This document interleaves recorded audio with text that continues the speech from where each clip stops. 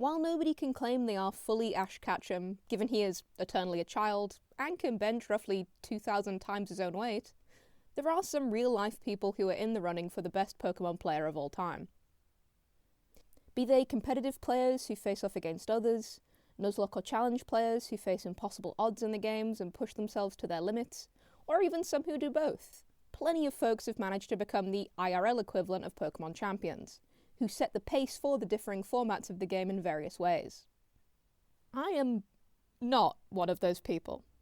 Though I've beaten every mainline game, and most of the spin-offs because I love a good side quest, and got emotionally attached to these pixel creatures at a very young age, I've also retained the habits I picked up when I first started playing Pokémon, at like 8 years old, which is not the height of anyone's tactical prowess by a long shot. That means a lot of picking teams because they're cool over because they're optimal, a lot of using only moves that damage because wow, big laser go boom, and a lot of memorizing old type matchups that now don't exist and make me feel like an ancient wizard to recall.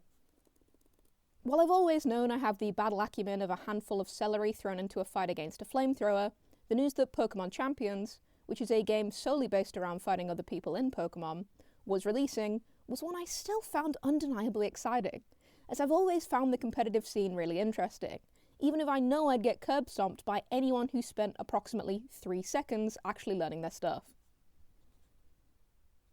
That said, given Champions immediately was picked up by such a wide player base, I figured its first in-game online tournament, which ran from April 10th to the early hours of April 13th, would be a pretty decent reflection of the wider skill set of Pokémon fans, and could be a seriously fun way to test if I am at least bang average at battling beasties with folks all over the world, even though I only had the evening of April 12th free to test this.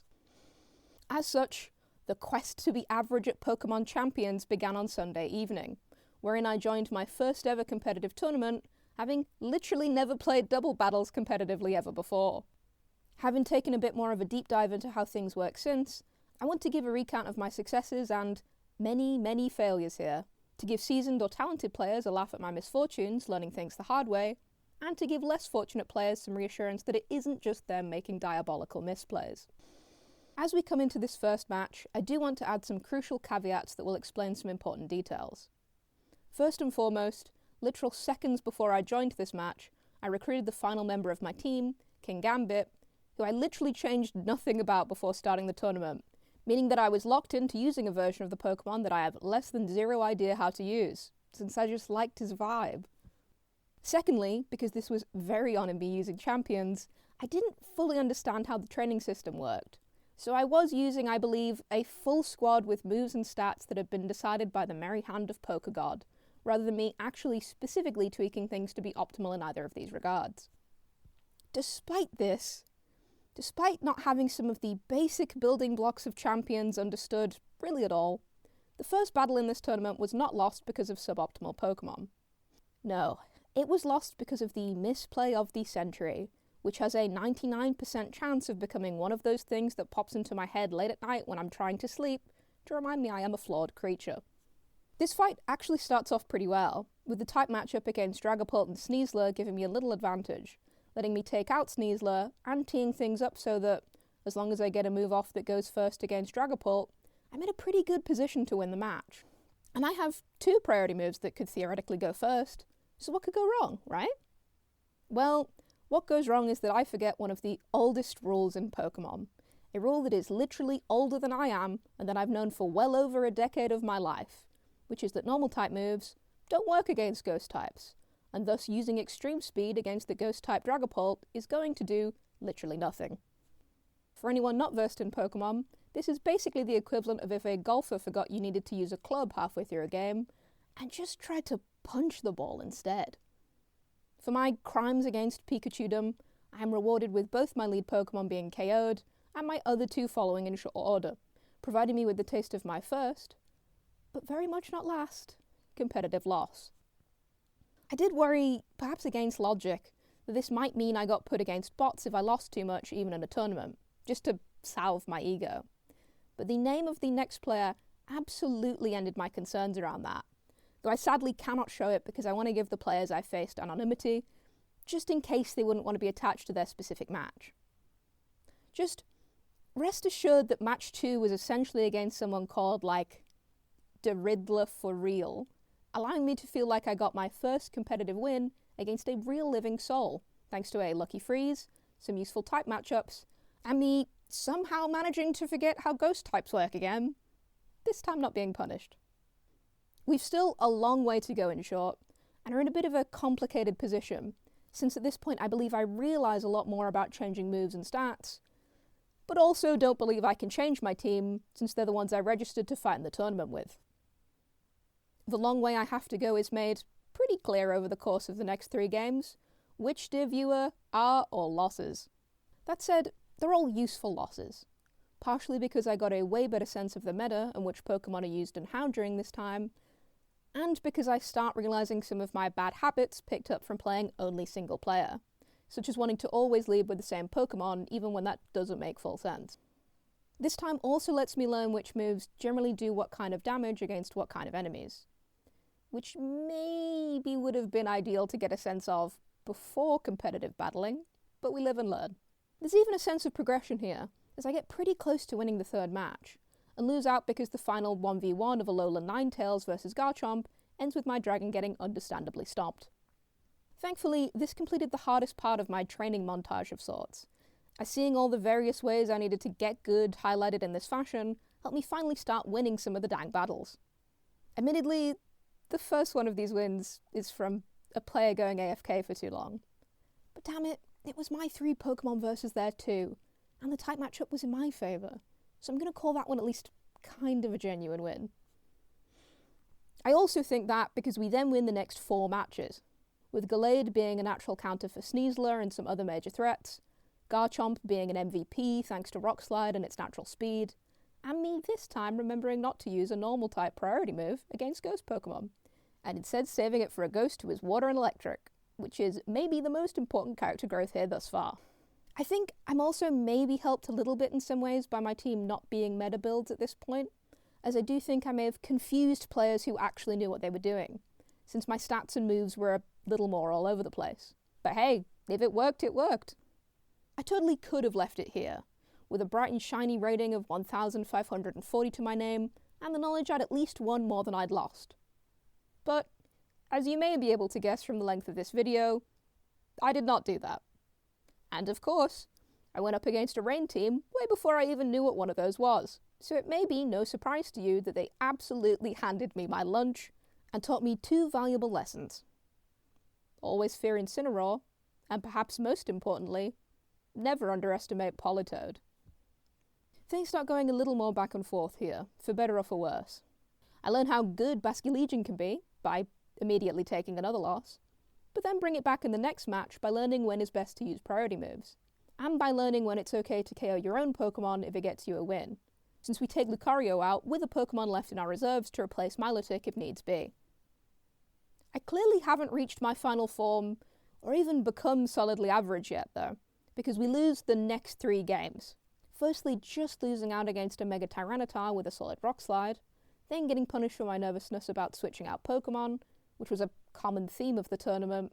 and then having my Mega Dragonite meet a shiny and I believe more competitively kitted out Dragonite, which made me internally promise to take better care of my wing-headed son and learn how to use him best going forward. Thankfully, the meta encouraging players to lead with Sneasler mean I got another win right after, with Glade taking out Sneasler, Kingambit taking out Frostlass, and Garchomp and Dragonite teaming up to redeem my Dragonite's last fight against his own kind, with a freeze leading to a forfeit, and me balancing my wins and losses. For about 2 minutes. As a Drought team then have my lunch once more, and I learn yet another of the fun weather condition teams to be wary of in double battles. After that, I lose again after 1 unlucky Shadow Sneak's worth of damage, and then lose a Steelix vs Dragonite matchup. But again, both of these fights are much closer, and I'm finding myself only 1 attack away from things potentially going different in these cases. More importantly, I'm starting to get a handle on predicting my opponent's moves. I'm trying to play 1 step ahead of what's happening a bit more, which ends up leading us to more victories from this point onwards, and in the overall quest to become average. Case in point, our next match sees us combo Sacred Sword and Rock Slide into taking out a Goodra, and then Altaria the next turn, and teases up to take out Frostlass and Garchomp in another 2 slightly fraught but actually planned out turns, wherein I tried to set things up so he'd be in for my King Gambit versus their Garchomp as the final 1v1, learning from the Steelix versus Dragonite loss before, and trying to factor plans in for some less than stellar matchups on my side. Then, in the second match, we get the blessing of the Milotic versus Chandelure matchup, and then the joy of using Garchomp's non-meta moveset to get a super effective aerial ace on Machamp, putting us just close enough to rebalancing the win and loss ratio that it seemed possible. Things seemed promising in the next matchup against a rain team too, with things getting to a 2 versus 1 battle that usually ends the obvious way, but I of course forgot a lesson that Pokémon Champions was all too happy to remind me of. Never underestimate Politoed. To be fully candid, at this point, it was getting pretty late on a Sunday, and if I hadn't been playing the only day of the Pokémon Champions tournament I knew I was going to get, I can honestly say I would have been slumbering away, rather than confronting my inner demons and skill issues in the form of seeing my poor little critters getting laser beamed into guacamole. However, armed with a slightly naive desire to claim the dazzling title of average Pokémon player, and after the humbling experience of being beaten via my Milotic being down by 2 Pokémon that are weak to water types, I began the final leg of our journey, the fight to balance out my wins and losses. So, first things first, I begin looking way more actively at what my opponent's team is comprised of type-wise, what Pokémon they're most likely to pick when they look at my team, and what Pokémon are best for that matchup and for my worst possible matchups. Which, I know, is sort of baby's first competitive Pokémon fight strategy, but I forgot how ghost types work twice a few hours before this. Go easy on me here, man. Then, when Charizard Y's Drought ability came in, I confirmed my suspicion that it was a weather team, hence all the fire types, and tried to work accordingly even as my hopes for Milotic died with it.